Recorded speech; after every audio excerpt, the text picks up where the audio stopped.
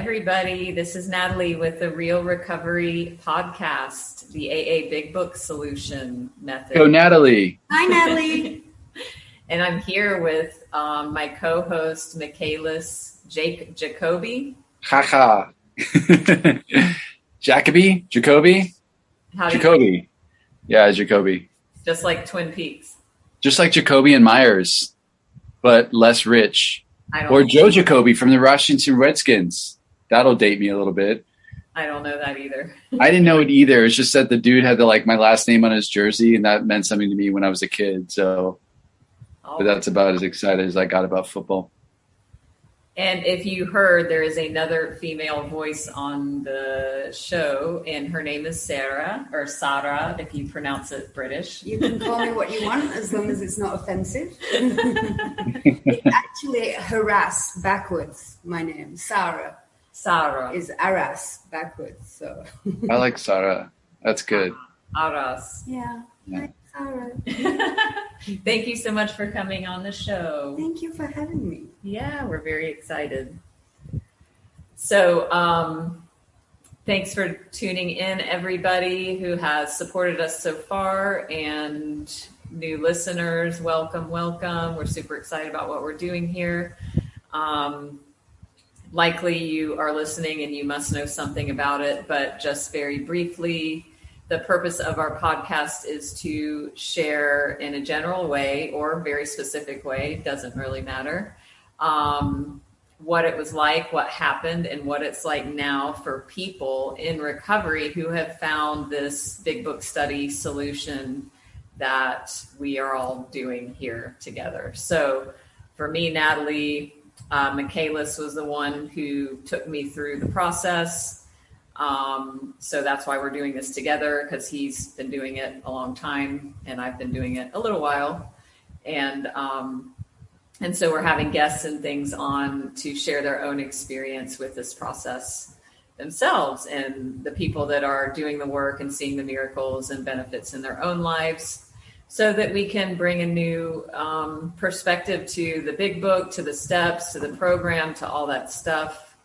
And to carry the message and help other people. So for me, I felt like, I didn't believe in AA anymore. I didn't believe in the steps. I didn't think any of it worked because I wasn't really working it. But when this big book study found me about 2 years ago, it changed my life. And so that's why we're all here and doing this. Michaelis, you have anything to add about that? Hell no. Just kidding. No, I don't think I do. I think you pretty much summed it up. Yeah, I mean, basically it's about sort of relearning what the original message of AA is about versus what we hear in the fellowship all the time, because there's a lot of discrepancies, and then the difference of what happens to our lives when we actually apply that message versus the stuff that we hear in the fellowship, So that's what we're about. Woo-hoo. Totally. And so Sarah has agreed to come on and be interviewed.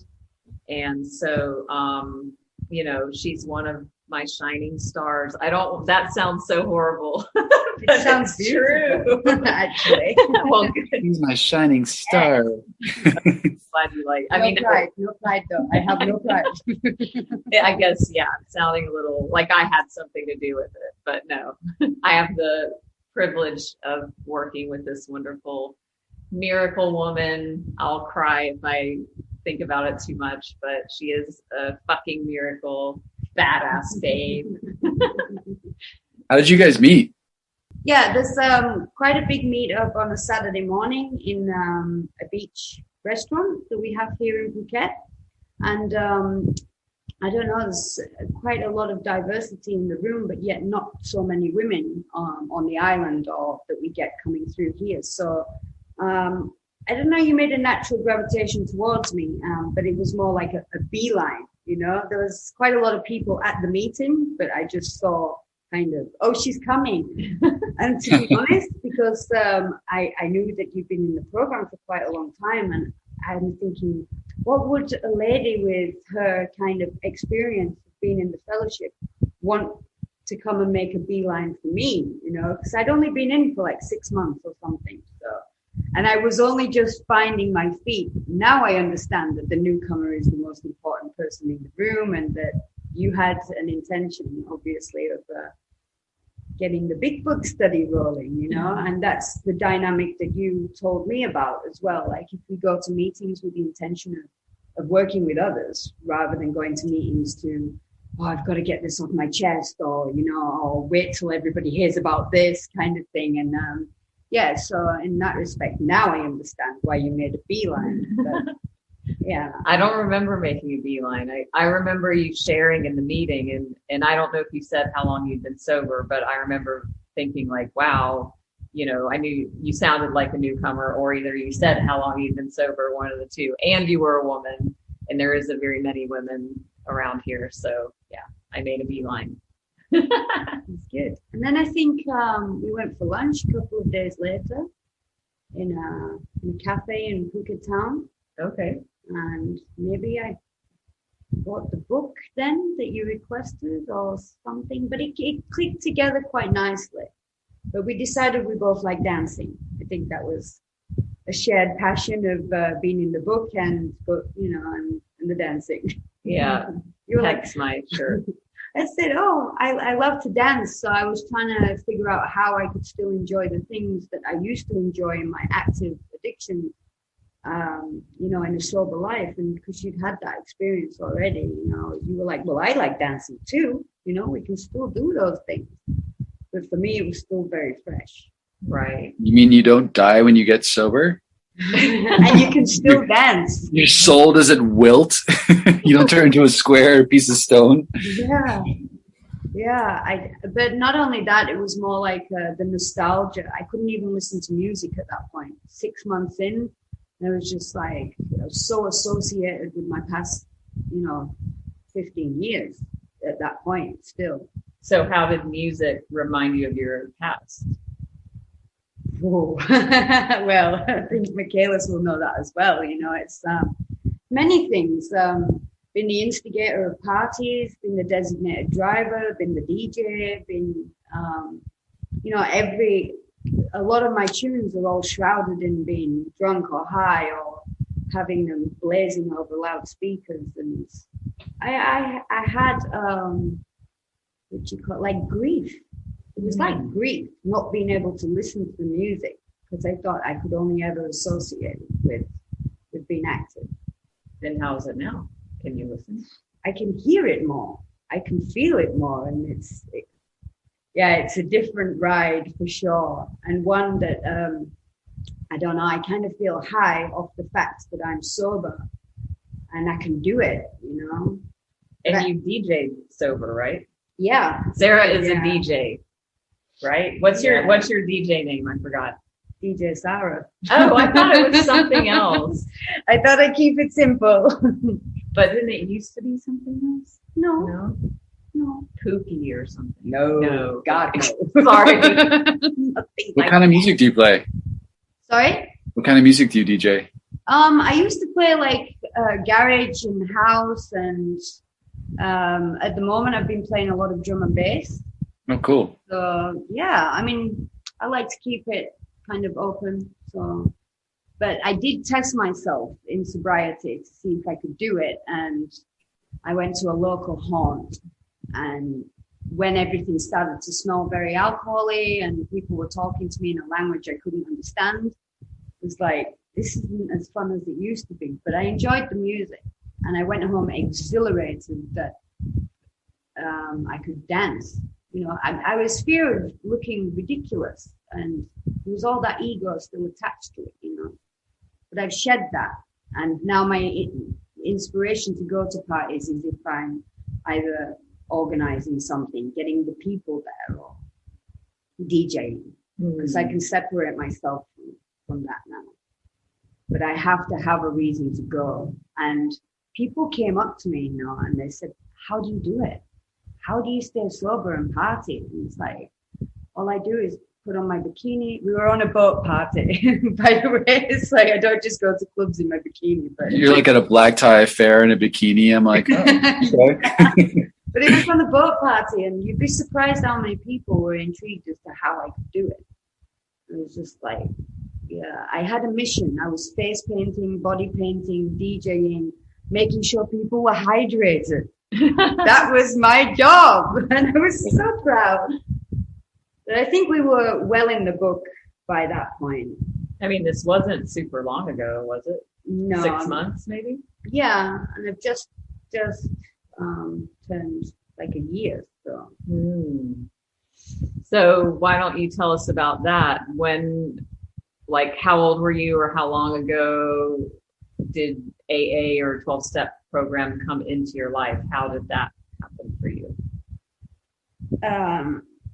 It was a rock bottom situation.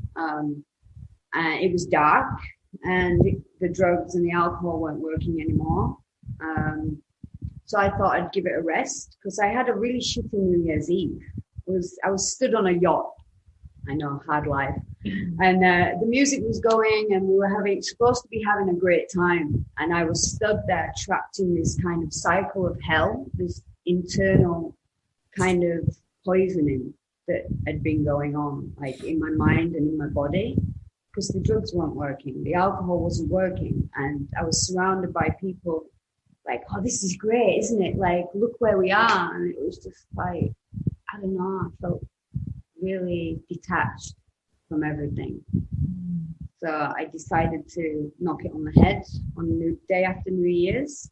And that's when I went to my first meeting at AA. January 2nd? January the 2nd. Of what year? Was it 2020? 2020. 2020. So wait, this was the first time you've ever been exposed to AA ever? Yeah. That's awesome. That's really cool. Isn't it?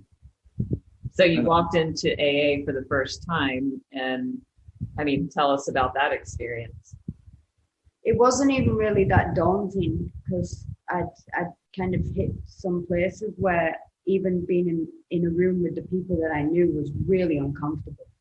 So to be in a room full of strangers was like a bit of a relief, you know? But they all seemed to be like well-spoken, like they knew their shit, and they were having a laugh. And I'm like, are these really alcoholics? Like, come on, somebody's pulling my leg here. There's no way these are alcoholics. But then when they start to share their stories, and it was quite relatable, and I could. How did you even know to go to AA though? Like, what?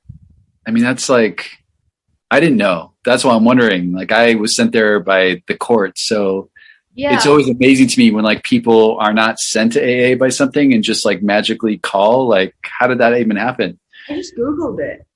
What made you want to Google it? I tried 7 days earlier. I thought I'm gonna stop drinking, because they're crawling on the floor and drinking a bottle of JD before like 6 a.m. and it's still not working, and then smuggling alcohol to school, drinking on the breaks, and all that just got a little bit weird. So a week before I came in, I thought I'm just going to stop. That's when I realized I couldn't stop. So I started to do some online therapy stuff, and there were people, complete strangers, just like trying to help me out. And I was suicidal. Like, that was definitely just became a compulsive thought as well. Like to climb a crane and throw myself off it. Like, I love climbing, but I turned what my passion was into a way of getting rid of myself, you know. And then attempting that one time to stop and not being able to was just, okay, so this isn't fun anymore, and I cannot help myself. So then just the idea of AA came into your mind, and you showed up. And have you had a drink since? I have not. Wow. It's amazing. Not. I will be honest, and Natalie played a part in helping me to see some clarity about my own program that I decided to do, which was a marijuana and solvent and magic mushroom maintenance program. So after you came into AA and quit drinking, you still continued to use those substances? Well, I didn't go to AA to stop smoking weed, you know. So So it was very black and white in your mind, alcohol and drugs. Yeah, and I never considered I had a problem with drugs. Drugs weren't my problem. They were my relief. They were like, it was alcohol that got me in that shitty kind of suicidal mess. Like visually, the alcohol I could see was a problem. But with drugs, it never even surfaced to a point where somebody went, oh, you smoke a lot of weed, don't you? Or, ooh, you toot a lot of solvents. Or, that's one too many magic mushrooms. You know? Nobody says that when you're laughing your ass off, you know. But when you're dragging yourself across the floor on a daily basis and you stink of alcohol and you're not taking care of yourself, then it's more of an awareness, because it's visible. You can't look yourself in the mirror, but when you do, it's like, ooh. Mm. So you continued to use substances while you were active in AA? While I was going to meetings, while I was doing the 12 steps, while I was, talking to my sponsor, going to Zoom meetings, and when we started the Big Book study. So this is another sponsor, right? So she has, well, you explain. Oh, I had a lady sponsor at the first meeting I went to. And she took me through the 12 steps in a sponsorship way, in the way that her sponsor had gone through with her. Natalie asked me if I wanted to do a Big Book study. And of course, at this point, I was clinging on to, support from females, as well as just the idea of bringing this book to life with oldie worldy language and, like all these hidden meanings and promises. What are these promises? And Natalie's like, they're everywhere. They're everywhere. It's true. They really are. So that's how we've ended up doing the steps together. But I have then my first sponsor, she's gone to China now. And I now have a male sponsor who he's taken me through the steps as well. So I've kind of doing the steps with a few different people, but in the 164 pages of the book. Did you talk to your original sponsor about like continuing to get high? She kind of said, you're gonna have to look at that. Okay, that's cool. And it wasn't until Natalie's with every sense of self-perception, close through every form of self-deception to prove yourself a non-alcoholic and experimentation. They tried to prove themselves exceptions to the rule and therefore non-alcoholic. It's a line on page 31 of the book that I changed my sobriety date in a book study with Michaelis, as you've heard if you heard my episode.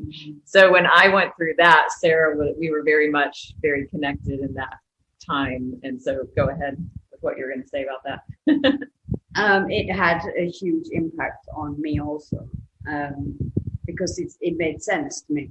And I saw how hard it was for you to hang up your 21 years. But again, it's just a number. And I was clutching onto these 6 months like it was, I need that. And then Natalie was like, well, at the moment, you also need that can of whatever it is you've got in your face that's potentially going to kill you, and I thought I'd had a spiritual experience through my abuse. And it told me that this is your last run. But it might have because I had a head full of AA and a head full of the book that I was having these visualizations and hallucinations, drawing on my experiences that were new. And so she suggested, why don't you throw your weed over the balcony? Make it epic, If you can stop, why don't you do that? So you took me through it, didn't you? Like I was on the phone to you at the same time. And we're like, it's going now. She's like, well, do it quickly then. I'm like, 1, 2. 3. No, you made a video. Yeah. You didn't do like a 2.5, 2 3/4, And 2 7/8. it was like, what am I even doing? This is insanity. I literally thought that me throwing my weed over the balcony was insanity. And yeah, but it had to be epic. It had to be epic. Well, you can see why, because Sarah is so fucking epic. I mean, you can already tell that, right? You don't do anything small. I don't know if you can have, for sure. Otherwise, it's not worth doing, right? Exactly. Well, just to explain, like with a little more clarity, to explain it more. So I took 21 years off my sobriety date due to dabbling in substances and experimenting and deceiving myself about that. So that was the reason I took the time off my Can days. you talk about what substances those are? Because I think a lot of people, especially now, like in sobriety, I mean, especially in America, like microdosing with hallucinogens is kind of like coming into it. Like there's a lot of stuff that's going on. So I think it's important for people to hear like what made you and what were you doing and what made you change your mind about it. Yeah. So, I mean, if you want to know the whole story, listen to my episode that's already been published. But I did plant medicine twice in like 2017 and 18 or 18 and 19. Can you define plant medicine? I did peyote in a ceremony. So I justified it by saying it was a spiritual ceremony in Bali where I was living. And I'm just doing it, to have this connection. And I didn't do anything again for a year, but then a year later, another opportunity came in Bali. I did what's called BUFO, 5-MeO DMT. And opportunity. Yeah, it came. And so another spiritual experience for spiritual reasons. And a year before that, I had drank an alcohol tincture, an herbal tincture with alcohol for a cleanse. And I just justified that. And I didn't try and get the alcohol out. And then there was a bunch left at the end of the bottle. And I just was like, oh, I got to finish this. I don't want to waste it. I don't want to waste the money or whatever. And so I put it in water and I drank it and I got super buzzed and I freaked out. I was like, did I relapse? And then the other thing was Kratom, which is another kind of one that people are experimenting with. I took it for anxiety. You can read on my blog too. I have written all this out, if you want to know more details, but those things were kind of like marks on my sobriety. So in the book study with Michaelis, when I read that page 31 and you asked me, was I in denial? Was I experimenting? It was just like, like my head exploded. So then 2 days later, I was with Sarah. And, it was something like right around, it was like a day later, I told her what happened. And then we had the conversation about her use and what she was using. And then this whole thing where, we were at my house together. I remember, I don't know if we were doing a big book study or what, but I remember I was like, why don't you go home? I said, do you have anything there now? And you were like, yeah, in my drawer, I have some weed. And I was like, well, do you want to maybe throw that out? And so she went home. That's my memory of it. Yeah. And then she went home and threw that out. You have a great way of being soft with your suggestions. Can I make a suggestion? And it's got to come from you, And it did, but I ended up just making one split before I threw it. Making one split. What do you mean? Rolling a joint. You roll a joint and then did. Yeah. I put it in the drawer. Oh, okay. To prove to myself that I could resist. That's a temptation. It's a temptation. Do you still have it? No, I reset my sobriety date again 15 days later because I couldn't resist, but it was like I only got up to go to the toilet in the middle of the night. It was no intention of getting high. It was just, there's that spliff in the drawer. It won't harm in the middle of the night. Oh. So I love it. Think how like the mental obsession it is. didn't have time to think about it too much. It just went ding. Oh, there's a joint in the drawer. And in my haze, I've gone and smoked it and then gone back to sleep. It didn't even really, what I would say, affect me or have a party thing about it. I didn't stay around to enjoy it. Just went back to sleep. So that's how subtly it can creep in, you know? Totally. How deep in the book were you guys at this point? Not far. Not far. We've gone quite slow. Actually. No, it's good. That's really good. And we were remote as well, remember? Because, it was lockdown. Yeah, I mean, one of the memories I have that's, you know, really, I mean, I hope you don't mind me sharing this, but she was on another island. We were in full lockdown and we were doing the Big Book study remotely. And she shared that she went and you got something to huff, some kind of inhalant. Yeah, it was like the creamer, the party gas stuff. Like nitrous things. But we were like, just did the Big Books, like another Big Book study meeting, like the day before or that day or the day after. And so it was like, you still hadn't drank, but then there's this going on and we're still in the book. So, you know, it's just a good example to show like, we don't have to have all this black and white thinking about stuff. Number one, that if people are willing, to still work with, it's not like cut somebody off because you're going to go like you used or whatever. Right. I think if I hadn't have had that in my life at that time, things could have gone sideways quite easily. And it did bring about like that, highlight the insanity of being in the book and still using. But I was in the steps with my sponsor. I was going to Zoom meetings and I was in the book with you. And I think collectively that is what brought me round in the end. But everything was done remotely at a time that was really difficult for everybody anyway, you know. So I'm so grateful that we had that connection for sure. Yeah. So how quickly after you started doing book work with Natalie did you start doing book work with other people? I think it was after Bill's story. I think it was. Who was your first person? The woman in the UK? Your friend? Yeah, it was one of my besties from England, and she's marijuana dependent. So that was interesting because she's not an alcoholic. And how long clean and sober were you when you started working with her in the book study that we're doing? Well, we started quite slow. I'd say about 7 months. You were 7 months from alcohol. Oh, 7 months. So yeah, but what about from everything though? It was about 2 months. 2 months. 2 months.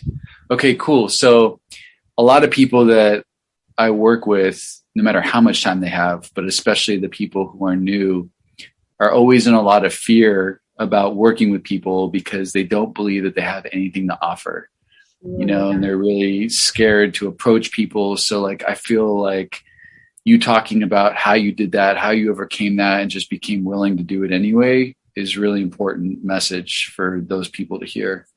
So how did you do it? What inspired you? Natalie.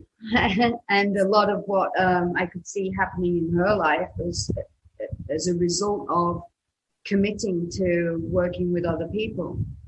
And that became your focus and your drive, didn't it? And as I did see how overwhelming it got for you at some point with the time thing. But it seemed, being busy. Yeah, with book just people. with work yeah. and book people. Oh, like juggling work and book studies. Yeah. But I also think being able to reiterate what had been read in the preface or the circle and the triangle was backed up by the YouTube as well. Can you explain what you mean? By Michaelis' YouTube videos? Yeah, so do you want to Have you seen those? Do you want to explain what I mean? You've seen those videos? I watch them all the time. Oh, really? Oh, that's funny. Okay, cool. Right on. So Michaelis has done a lot of the big book study, or I don't know how much, a lot on his YouTube channel that you can find, DJ Michaelis, I think it is. I finished it. It's Michaelis. Or just Michaelis. Yeah. Or not just Michaelis, but just the word Michaelis. But he has, you can listen to the YouTube videos and You can put the link with this video, right? yeah, I can. Yeah, Sure. you can. Well, I think I already have. I mean, his channel is linked. Yeah. So Natalie was kind enough to do the circle and the triangle part at the start of the book for me, which you don't necessarily need the book for, just to explain the unity, the service and recovery, and how that works in the body, mind, and soul. And then I could deliver that to the person I was working with, and then every time I come up to a part in the book, I refresh. I have that playing in the background, your YouTube. I must sometimes listen to it like 8 times a week or something, depending what stage I'm at with different people, because I think I work with about 7 or 8 people now. So the first person that you worked with was someone that you already knew, and then what happened from there? Like, what happened? She also trusted how it was working in my life. So I trusted how it was working in Natalie's life, and I could see firsthand because she's close to me.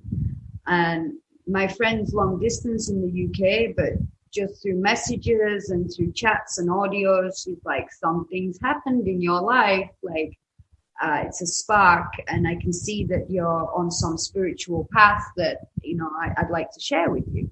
And I said, okay, well, are you willing to admit that your life's unmanageable? And she was like, yeah, let's give it a go. So that's how it started. She's teetered off, but being with her in the book has definitely given me the confidence to then reach out at meetings.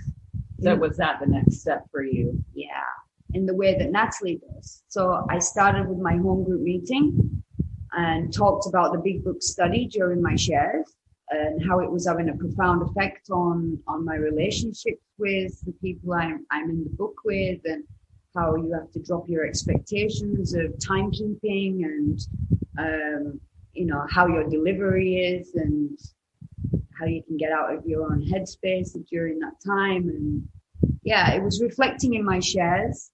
So then when they said, is there any AA related announcements? And I'd say, oh, well, I'm doing a big book study on a one-to-one basis. If anybody wants to work with another alcoholic, or in the CA, also in other meetings, I'd just say, if anybody wants to work with another addict, it certainly helped my sobriety, and, you might get something out of it too.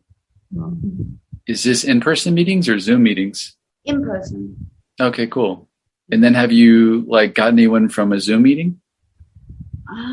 I haven't, no. Okay. Have you gone to many Zoom meetings? I've been to some of the WIM meetings, yeah. Okay. But mainly people who picked up my number have been people who were just desperate to talk to people. And then I've lost them. So, yeah. So Awesome, though. do you remember who your next person was after your UK marijuana friend? I think it might have been a lady from Chiang Mai. Okay. Came down to the CA meeting, and after the meeting we all got chatting in the car park, and then I dropped the bomb. I dropped the big book bomb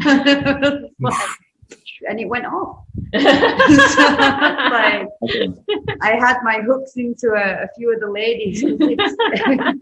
This is how it's like casting out completely in the moon. That's so good. Do you work with people? Does everyone that you work with have less time than you, or do some people have more time, or does it matter? Wow. One of the gentlemen I'm working with at the moment, he's got 16 years. Oh, cool. And he's been in the book hundreds of times, obviously.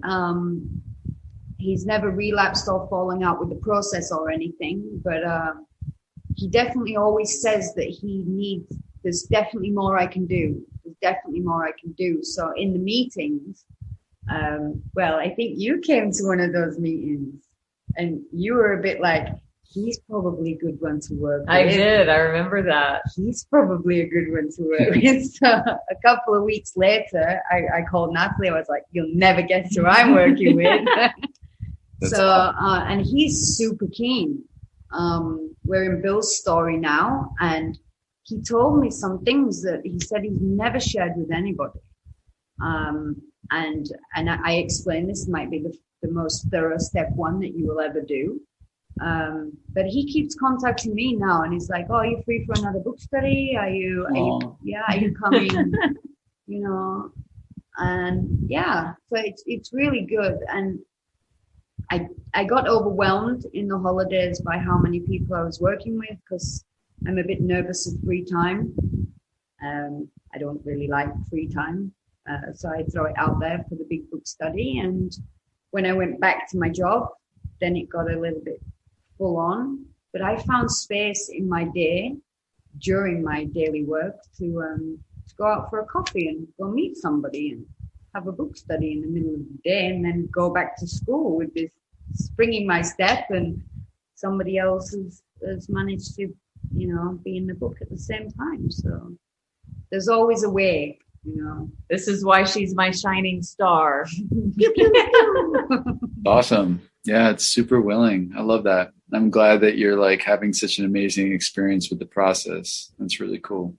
No, I'm really grateful for it being passed on. And I don't read. I'm not an avid reader, so me neither. I can think of like 2 books I've ever read. How many? Can you count how many books you've read? Yeah, I probably can. I mean, I didn't read so much that like my mother would tell me that like girls would dump me because they would be bored of me because I didn't read. Oh, really? Yeah, that's like, it was Your really mom bad. winded you up. Yeah. Book It didn't happen like that in my life, but yeah, that's what she told me. I think it's really important to point out this example, because if you look at the room, like the fellowship and the ideas in the rooms, what she's saying is like totally not what you hear is what we are supposed to do. You know, we're not supposed to, you hear, oh, women stick with the women, you know, you can't take the opposite sex, can't work with them. Oh, well, you definitely can't help somebody with more time than you. That makes no sense. So here we have somebody that's like breaking all of that, because we go back to none of that's in the book. There's nothing about that in there anywhere. So I really want to just point that out. And I know a lot of people that I work with, they pull the time card. Like, oh, I've only, you know, I've only got a month or whatever. But the way we share about this, which you said earlier, is we just have to be ahead of the people we're working with, period. And we're just passing this information on. We're not pretending we're a big guru or anything like that. We're just simply sharing information. So. Yeah, totally. And it's cool because it's like something that you do while you're going through it too. You don't even have to finish the book. You know what I mean? In order to pass it on, you can just take it. In fact, it's better to like take it page by page and pass on each page, because you won't retain any information if you wait till you finish the whole book and then try to do it then. And then it'll be really overwhelming, you know? So it's actually built to work as you go along, you know? So it's cool. What did you say? It carries more depth and weight. Our message must have depth and weight. Yeah. That's right. So what, you know, now you've kind of ramped up and you're in this flow of working with people, you know, as we are, and what do you see? I mean, we really dove into your early sobriety and, you know, the drugs, and then the big book study, like doing it with me, but then taking others through it. So how are things different in your life as a result of doing this part of the work? I think it's like having the open-mindedness to work with people of all walks of life. So the motivation being the book study kind of gets the judgment and the preconceptions of people out of the way. So I've definitely encountered some situations where I've been sat there and I've been thinking I would have never had this connection had it not been for the big book study, or just dropping that judgment, just being able to use it's not even secondary as to how I think about this person. You know, it's first and foremost is to get into the process with them. So I think that's helping in practicing the principles in all my affairs. It's coming slowly but surely, because I still say that I'm new in sobriety. I'm still riding the roller coaster of early days, let's say. It may be that I'm always going to be on that roller coaster, but I do think that how I am behaving during my big book studies and how I treat that as something in my daily life is definitely transferable in everyday life. Like people doing no-shows or not calling me or not letting me know something, or they turn up but maybe the book study doesn't happen. So maybe somebody will turn up for a different situation outside of the fellowship and the thing that they turn up for doesn't happen. And it's like just trying to shed that expectation of others and of myself and just trying to be present, you know. Woohoo! Love that so much. Yeah, it's awesome. Sweet.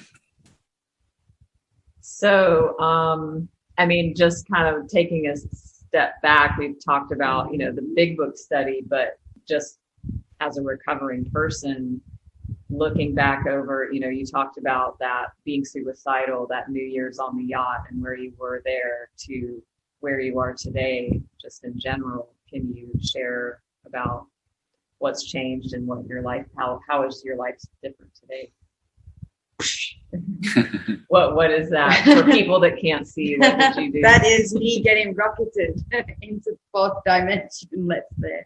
Oh yeah. Everything has exponentially just grown in, I don't know, in many ways, many aspects of my life.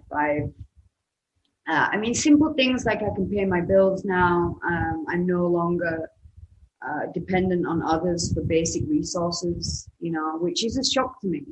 It is a real shock, but it's also revealing that person that I was, and that's a shock also. I'm like, fuck, you're a real taker, a chancer, a thief, you know, self-centered, happy-go-lucky, riding on other people's expenses and emotions. And on the flip side, it has such honesty and compassion, love, and genuine connection with people, and even just the place where I am, you know, I'm just staying, and I can exist in my own skin today, you know. Again, I don't like free time so much, but that's why I'm working with others. But I think there's still room for a lot of growth. But the things that I'm doing up to now, I can always say if I'm feeling uncomfortable, what am I not doing now that I was doing last week? And there's things, there's tools, there's safety nets, there's, you know, definite go-to things, prayer, meditation, somebody in the fellowship, get in the book, just get in the book. Yeah, so it's good. Wonderful, Sarah. Well, you are a miracle. I mean, but it's common. I mean, that's the beauty of this, the seemingly hopeless state of mind and body. Like as alcoholics, we have a solution. You are a result of the solution. It works. We're all embodying that right here and now. And it's passing it on. It's magic to see it happen in other people's lives based on you being willing, you know. And yeah, it is a miracle. I always thought that was a bit overrated, that word. It was like, come on, guys. Really? Miracle? It's a bit much, don't you think? Have you heard this dickhead over here? Miracles. It's true. It gets deeper too. It gets way deeper. So no, I have the belief now that is exactly what it is. Yeah, sure. the best is yet to come. Awesome. Well, how's it working in your life, Michaelis, at this present moment today? It's still working. I mean, that's the thing. I was just talking to a woman that I was doing a book study with this morning about how it just continues to evolve and deepen, and how even 12 years later, hearing another Bill story is still interesting to me, you know, and going over these pages that I've gone over so many times are still finding deeper meaning. And also just like how much I've learned from the discussions that I have around the book, you know, and then how that makes it deeper as well.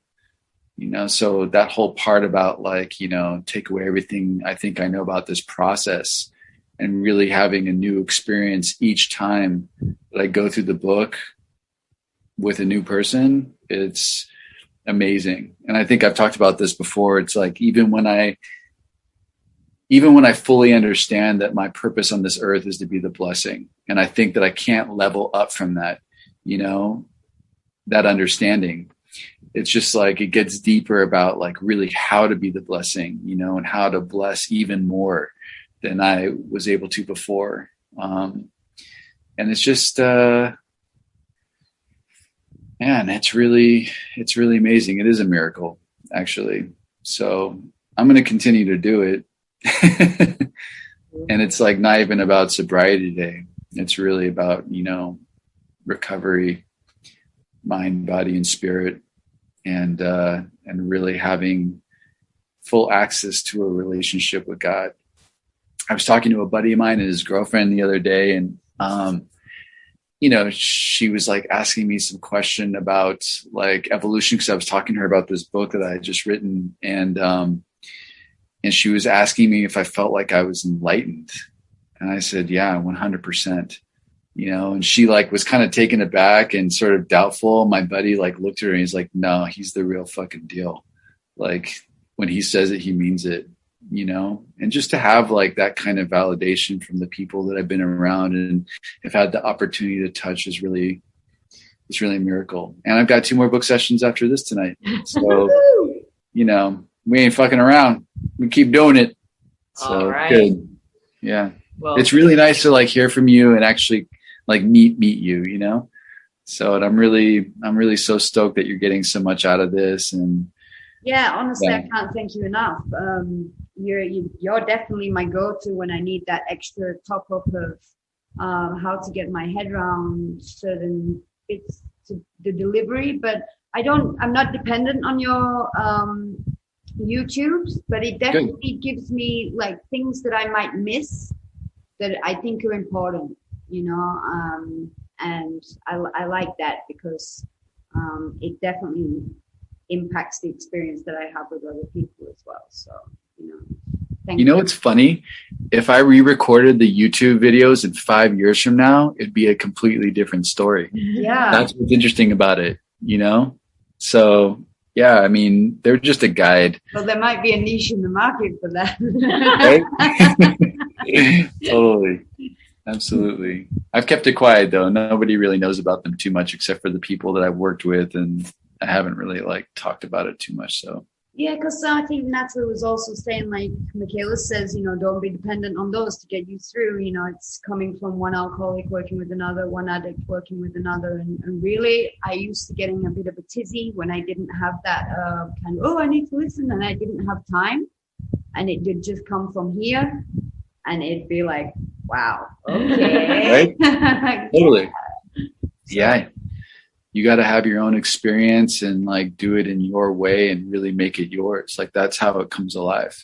So yeah, they're just up there. Oh, sorry, go ahead. Oh, I have another person I'm working with, and I gave him, because he started working with somebody immediately. But then he's like, I don't feel like I know it very well. And I was like, well, you know, here, you can watch this one video of Michaelis, like the first one with the symbol, and, you know, review that. And so now he's got this whole thing of all these notes, and, you know, and I'm like, whatever works. I mean, whatever you need. Yeah. Sounds very familiar. Like write down. Yeah, they're like refreshers. Just write it on my arm on the way to the meeting. It's funny. Yeah. Awesome, guys. Well, we'll go ahead and wrap up, and unless somebody, as I love to say, is anybody burning with desire? It's such a flirt. I'm good. I'm not burning right now. Okay. Thank you so much for coming, though. You're awesome. I'm really so stoked to have you part of this. It's great. So. Yeah, I'm so excited to have Sarha on tonight. So thanks everybody for joining. If you have questions, comments, you can see where you can submit those online on our presence. We have a website. We have all that stuff. However you found us, you can find the ways to contact us. If you want to go through the book, give us a ring, whatever. Get on the end of my list. And we'll see everybody next time. Thank See you. ya. Thank you, guys. Keep coming back. Bye-bye. Bye.